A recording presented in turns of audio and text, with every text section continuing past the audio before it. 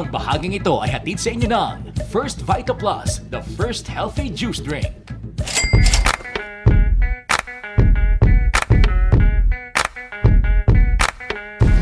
Sa dami ng credit cards na baon sa utang si Sherlita, umabot ito ng 300,000 pesos.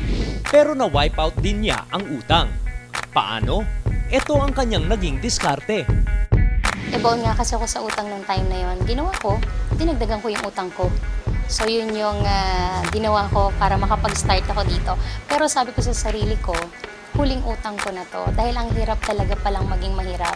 Hindi ko rin naman kasi pinangarap maging empleyado habang buhay. Simula akong i-alok yung produkto sa mga kasamaan ko sa trabaho, sa mga kakilala, kamag-anak. Habang iniaalok mo sa kanila yung produkto, napapagaling mo sila. At the same time, nare-rewardan mo rin yung effort na naibigay mo sa kanila. Grabe, talagang binago ang buhay namin ng nanay ko. Nakabili ako ng brand new Honda CR-V.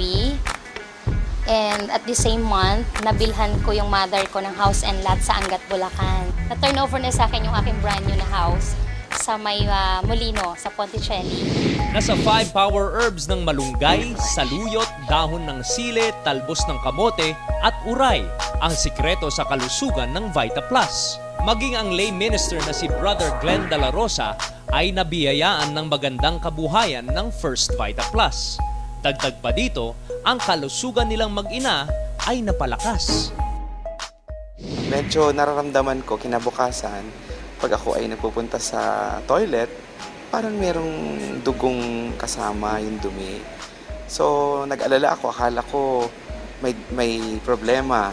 No? Pero nung nagpa-check up ako, meron pala akong hemorrhoids. Pagka tayo ay may tiwala sa Kanya, pag inuuna natin ang Panginoon sa lahat ng bagay, siyang gagawa ng paraan eh.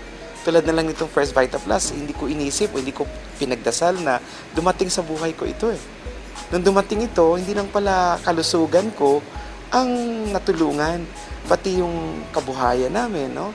Pinaka magandang nangyari sa akin ay yung sa mother ko.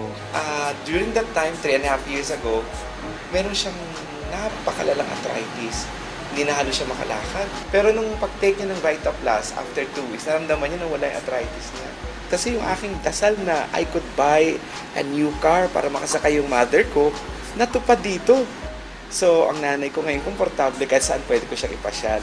At hindi lang yon, meron kami savings sa bangko. Napakalaking bagay. Kahit na sino na basta't gustong magnegosyo, ay pwede po sa First Vita Plus. Meron ka bang 6999? So, magiging dealer ka na. Kung wala pa, meron ka bang 700 pesos? Magiging sub-dealer ka na. O kung meron kang 100 pesos man lang, pwede ka na rin na magtinda ng tingi-tingi na sachet. Yan ang negosyong First Vita Plus. Iniimbitahan ko po kayo sa First Vita Plus. Alam niyo po, ito po ang produkto at negosyong makakapagpabago ng inyong buhay. Kaya tara na, sama na sa First Vita Plus. Ang bahaging ito ay inihatid sa inyo ng First Vita Plus, the first healthy juice drink.